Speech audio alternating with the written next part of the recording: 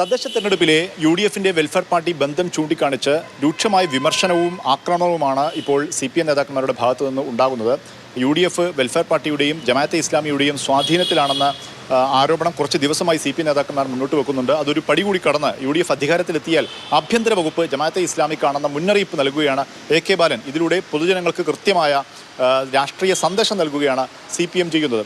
എല്ലാ വഴിവിട്ട മാർഗങ്ങളും സ്വീകരിച്ച് അംഗീകൃത രാഷ്ട്രീയ നയങ്ങളെ വെല്ലുവിളിച്ചുകൊണ്ട് UDFും കോൺഗ്രസും ലീഗും ഒത്തൊരുമിച്ച് ഇടതുപക്ഷ ജനാധിപത്യ മുന്നണിയെ ജമാഅത്തയുടെ സഹായത്തോടു കൂടി നേരിടുകയാണ്.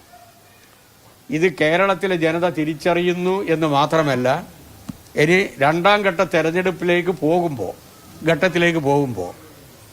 ദയനീയമായ ചിത്രമായിരിക്കും UDFിനുണ്ടാകാൻ പോകുന്നത്. അതേസമയം തന്നെ ജമാഅത്തെ ഇസ്ലാമിക്കെതിരെ തങ്ങളുടെ നേരത്തെയുള്ള നിലപാടിൽ തന്നെ ഉറച്ചു നിൽക്കുകയാണെന്ന് വ്യക്തമാക്കിക്കൊണ്ട് ലീഗ് നേതാക്കൾ ഇപ്പോൾ രംഗത്ത് വരുന്നു. UDF ഒരിടത്തും, ഞാൻ പറയട്ടെ, ജമാഅത്തെ ഇസ്ലാമിയല്ലേ ഇന്റർനാഷണലി ഞങ്ങൾക്ക് ഐഡിയോളജിക്കൽ ഡിഫറൻസ് ഉള്ളൊരു സംഘടന തന്നെയാണ്.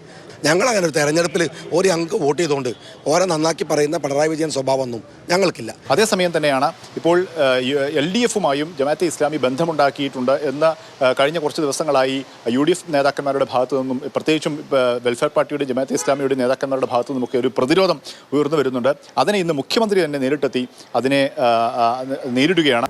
ചില അയഥാർത്ഥമായ കാര്യങ്ങൾ, പച്ച നുണ, അത് സത്യമാണെന്ന് തോന്നത്തക്ക രീതിയിൽ അവതരിപ്പിക്കണം.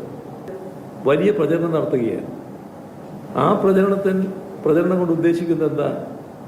അവരുടെ മനസ്സിൽ ഇടതുപക്ഷത്തെക്കുറിച്ചുണ്ടായ ധാരണ അത് പൂർണ്ണമായി മായ്ച്ചു കളയണം. ഒരു പ്രത്യേക വിരോധപരമായ നിലപാടിലേക്ക് അവർ എത്തിക്കണം. ഏതായാലും തദ്ദേശ തെരഞ്ഞെടുപ്പിൽ ജമാഅത്തെ ഇസ്ലാമി വെൽഫെയർ പാർട്ടി ബന്ധം സജീവമായ ചർച്ചയാക്കുകയാണ്. രൂക്ഷമായ കടന്നാക്രമണം CPM നടത്തുന്നു. ലീഗ് അതിനെ പ്രതിരോധിക്കുന്നത് ഇപ്പോഴുള്ളത് തെരഞ്ഞെടുപ്പ് ധാരണ മാത്രമാണ്.